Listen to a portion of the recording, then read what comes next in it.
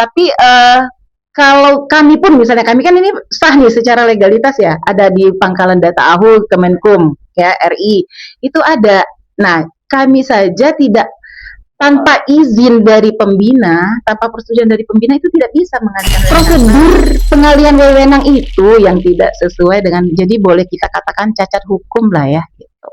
Jadi memang di situ di data itu pakai ahunya bukan ahu yayasan tapi ahu Yang pertama kemarin kita sudah melakukan somasi kepada rektor yang mana rektorat telah menanggapi instruksi BPH yang legalitasnya dipertanyakan. Kemudian karena 1 kali 2 kali bersuratan kita tetap mereka tidak mau mengindahkan, tetap beracuan kepada tata kelola ke BPH, maka kami di sini akan memberikan kuasa kepada pihak hukum mungkin. Jalur hukum.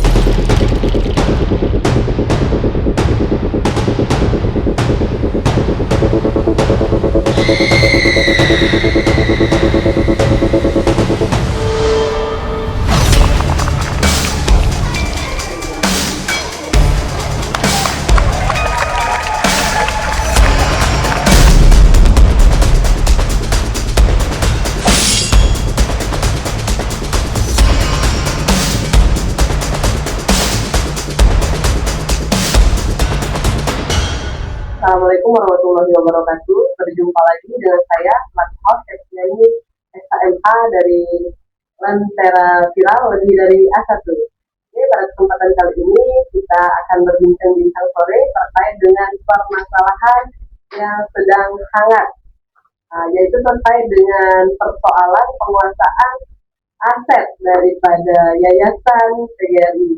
Nah, telah hadir di tengah-tengah kita pengurus daripada Yayasan YPLT PT PGRI Sumsel. Telah hadir di samping saya ada Ketua Umum oleh Cinta sama Ibu Tekum, Sekretaris Umum dari YPLT PT PGRI Sumsel. Oleh perkenalan, izin Pak Ketua oleh perkenalan dahulu. Baik, nama saya Erwanto selaku Ketua Umum YPLT PT PGRI Sumatera Selatan yang disahkan pada tanggal 18 April barusan yang lalu. Terima kasih. Selamat sore, selamat siang ya, selamat berjumpa bersama kami. Saya Suryati adalah Sekretaris Umum Yayasan Pembina Lembaga Pendidikan Perguruan Tinggi Persatuan Guru Republik Indonesia Sumatera Selatan atau yang kita singkat YPLP PT PGRI Sumsel. Masa Bakti 2026-2031, Mbak Seti. Oke, baik. Terima kasih tadi sudah perkenalan ya antara dari Ketum, Ketua Umum, dan dari Sekretaris Umum. Ya, langsung saja tanpa berlama-lama lagi kita akan bincang-bincang terkait dengan permasalahan apa sih yang sedang hangat ya sekarang di bagian urus YPLP PT PGRI Sumsel. Boleh Bu diceritakan bagaimana kronologinya? Baik, terima kasih izin ya Pak Ketua. Jadi begini ceritanya, sebenarnya setelah pelantikan itu 18 April 2026 dan sebelum terbentuknya pengurus yang baru di masa bakti 2026-2031 itu kan sudah kita melalui prosedur sesuai dengan hukum nih gitu ya, ada rapat pembina ya Pak Ketua ya, terus setelah itu kita diaktakan notaris terus dimasukkanlah ke dalam AHU, data Pangkalan AHU Kementerian Hukum RI. Nah terus 18 April itu kita ada pelantikan beberapa minggu yang lalu ya. Nah dari situ kita artinya kita maunya ya duduk bareng bersama gitu ya. Kita sudah mengirim surat ke Badan Pengelola Harian, itu perpanjangan tangan dari pengurus pusat, pengurus besar PGRI, terus juga ke pengurus PGRI provinsi pun kita sudah mengirimkan surat untuk audiensi begitu. Tapi kalau dari BPH itu sudah ada balasan, langsung dibalas hari itu bahwa Ibu Ketua itu sedang sakit. Terus kalau dari pengurus PGRI itu sampai saat ini belum ada tanggapan gitu. Apakah mungkin karena kesibukan atau apa gitu, Mbak Septi. Jadi setelah itu kita terus bersurat ini terkait adanya surat dari pembina BPH terkait dengan instruksi bahwa harus patuh satu-satunya dengan BPH, penguatan tata kelola, dan semua harus berkoordinasi dengan BPH, baik tata kelola keuangan, administrasi, dan semuanya. Dan juga ditambah ada pernyataan pengelola dan dosen itu disuruh buat pernyataan yang isinya nanti mungkin bisa kami share nanti ya Mbak Septia. Di situ bahwa pengelola itu wajib patuh kepada BPH. Nah, yang permasalahan itu sebenarnya bukan kami menentang organisasi, bukan kami menentang hasil kongres, bukan kami menentang ADART gitu. Tapi yang kami persoalkan itu adalah pertama terkait dengan prosedur pengalihan wewenang. Kalau di dalam undang-undang yayasan untuk mengalihkan wewenang itu jangankan dari pengurus yang secara legalitasnya itu belum diakui negara gitu ya, tapi kalau kami pun misalnya kami kan ini sah nih secara legalitas ya, ada di pangkalan data AHU Kemenkum ya RI itu ada. Nah kami saja tidak tanpa izin dari pembina, tanpa persetujuan dari pembina itu tidak bisa mengalihkan wewenang. Nah ini cikal bakal adanya BPH di Universitas PGRI gitu loh Mbak Septia. Jadi pada bulan Desember itu di tahun 2021 itu rektor berkirim surat kepada ketua yayasan YPLP. Yayasannya sah gitu, tapi pengurusnya yang tidak ada di pangkalan data AHU Kemenkumham. Yang ada itu hanya di SK dari BPLP pusat. SK itu internal, jadi organisasi internal yang memberikan SK. Jadi bukan dari, sedangkan ibaratnya kalau organisasi dengan yayasan itu punya badan hukumnya masing-masing, beda-beda, nggak bisa satu. Di pangkalan data AU aja untuk yayasan beda, untuk perkumpulan itu beda. Jadi nggak bisa perkumpulan organisasi. Terus di Desember 2021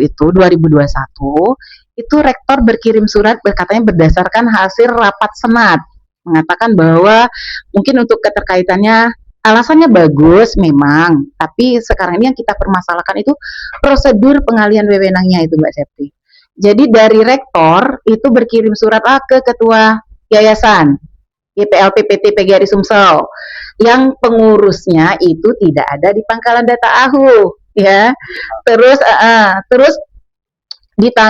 ditanggapinlah sama ketua yayasan yang tadi tidak ada di pangkalan data AHU berkirim surat ke pengurus PGRI provinsi ya tahun Desember 2021 28 ya 28 Desember 2021. Setelah itu muncullah surat dari PB PGRI di tanggal 29 Maret 2021 29 Desember 2021 itu berkirim surat ke LL Dikti untuk pergantian badan penyelenggara.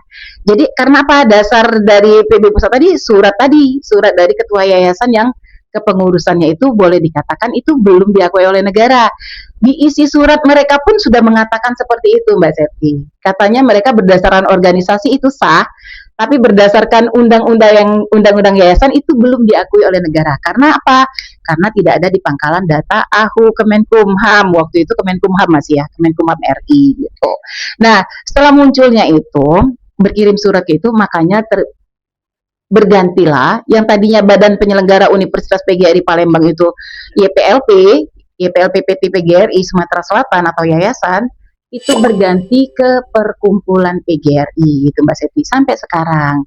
Nah karena YPLP ini sudah ada loh pengurus yang sahnya itu sudah ada gitu, makanya kami ambil jalan tadi tuh kita duduk sama-sama loh gitu, makanya berkirim surat gitu ya, audiensi segala macam.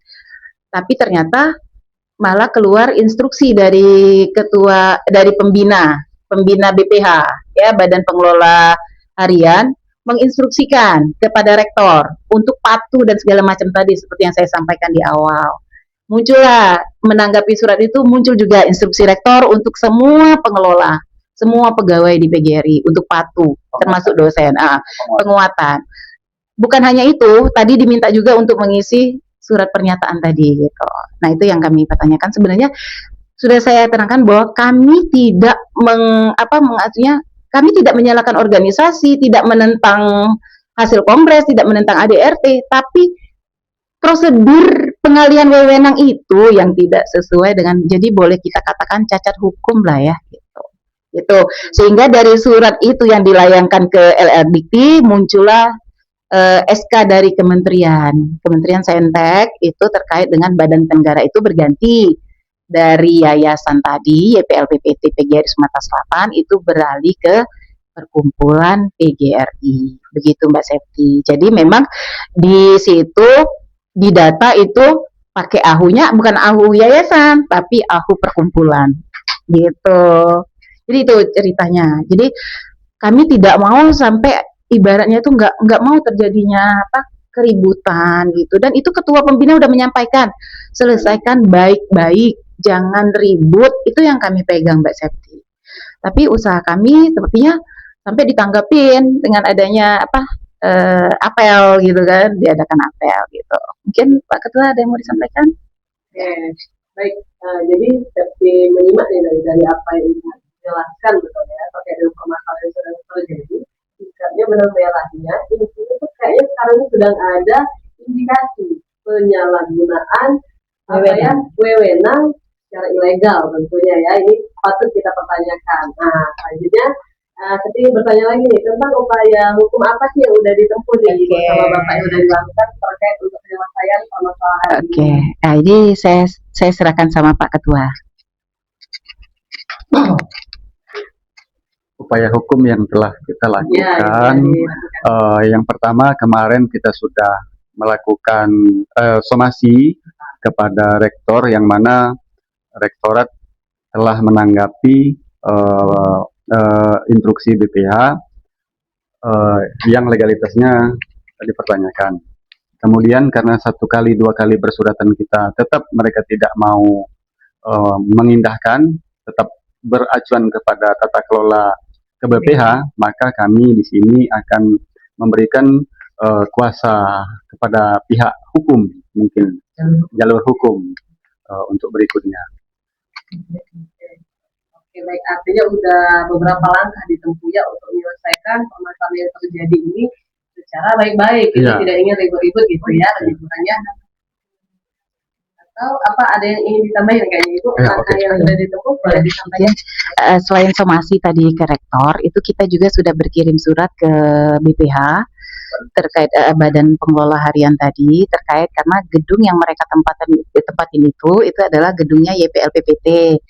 Di tulisan itu jelas di tulisan gedung, tapi sekarang posisi tulisan gedung itu sudah hilang, dihilangkan oleh entah siapa ya, itu sebelum kami pelantikan Pak. Kita pelantikan itu tanggal 18, nah mungkin penghilangannya itu berapa hari sebelum itu. Dan terkait dengan penghilangan atau mungkin perusakan aset lah ya, itu sudah kita laporkan di kepolisian gitu, ke Polrestat di tanggal 27 April 2026 gitu. Jadi setelah itu kita berkirim surat ke BPH ini terkait bahwa kami pengurus yang sah itu ingin menempati kantor kami gitu. Ya, dan serah terima aset itu kami beri waktu itu di surat itu sampai tanggal 7 Mei Mbak Septi. Kalau somasi ke rektor itu tanggal 4 Mei. Nah, kalaupun memang tidak ada diindahkan surat-surat yang kami kirimkan, ya akhirnya kami serahkan nanti kepada kuasa hukum gitu untuk menyelesaikan masalah ini. Kita tetap kok, walaupun dengan kuasa hukum kita tetap inginin diselesaikan dengan baik-baik. Tapi kalau memang mereka tidak ada niat baiknya, ya nanti bagaimana hukum yang berbicara gitu. Itu aja Mbak Septi. Oke, baik. Yang jelas kalau kita cermati kembali ya, tadi yang menjadi fatalnya itu oknum yang dengan sengaja menggunakan identitas daripada gedung ya, yang itu kembali kita pertanyakan ini why, ada apa gitu kan. Yalah, karena beberapa upaya sudah dijalankan oleh ketua pengurus lah dari PLPI, semua pengurus sudah berupaya menyelesaikan secara baik, namun sampai dengan sekarang belum bisa berdiri bersama, belum ada jalan terang ya terkait dengan persoalan ini. Tentunya akan kita kawal lah dengan kuasa hukum karena tadi udah di kuasa gitu ya. Yalah, mungkin saya ingin bertanya langsung, apa sih harapannya terhadap dengan permasalahan ini daripada pengurus YPLP, keinginannya seperti apa, boleh disampaikan? Sebenarnya kami nggak muluk-muluk Mbak Septi. Dikembalikan lagi marwah ya yayasan gitu ya. Selama ini kan badan penyelenggara itu adalah yayasan YPLPPT. Kita kembalikan lagi. Sedangkan gini aja Mbak Septi, kita lihat aja perguruan tinggi negeri saja itu mereka mau di PTNBH kan Pak. Ya, artinya mereka mau punya otonomi sendiri, mengelola universitasnya sendiri. Lah kenapa kita sudah ada yayasan sendiri, itu dialihkan wewenangnya ke ke pihak lain, ke organisasi gitu lah. Sedangkan pendirian yayasan itu bukannya dari persatuan perkumpulan itu bukan, tapi dari para pendiri-pendiri loh gitu loh. Kayak saya sebutkan aja ya nama-namanya ya. Kayak Pak almarhum Aidil Fitrisya, Pak Sarwani Ahmad, yang beliau Pak Sarwani Ahmad ini adalah ketua pembina yayasan sekarang. Terus juga Pak Usman Majid almarhum Pak Ali Latif, Pak Husairi, terus juga Pak Edi Salam. Pak Edi Salam itu juga pembina, anggota pembina itu. Jadi kami sangat menyayangkan kalau misalnya yayasan yang kita miliki sendiri bersama, yayasan itu miliknya masyarakat, Mbak Septi, bukannya miliknya pribadi kan gitu loh. Jadi nggak bisa orang misalnya ngambil, nggak bisa misalnya diambil alih oleh perkumpulan gitu loh. Sedangkan perkumpulan organisasi itu kan berbeda badan hukumnya, gitu Mbak Septi. Mungkin itu saja. Ya. Harapan yang pertama, jangan sampai ini berkelanjutan karena akan mengorbankan mahasiswa yang banyak. Itu saja sebenarnya. Kemudian banyak juga yang pegawai, dosen yang menumpang hidup di situ. Itu amanah daripada pembina dan pendiri dulu. Itu saja. Ya. Terima kasih kepada pengurus YPLP yang telah menyuarakan ya suara dari yayasan agar jangan sampai kita menodai lah tempat pendidikan ya, tempat generasi masa depan menimba ilmu. Jangan sampai lah kita nodai dengan perilaku kotor hanya untuk mementingkan kepentingan sepihak gitu ya, mungkin ya lebih kurang kepentingan orang banyak ya. Kepentingan orang banyak. Oke, mungkin itu saja mungkin podcast kita pada sore ini terkait dengan Waalaikumsalam. terdiri dari beberapa lebih dari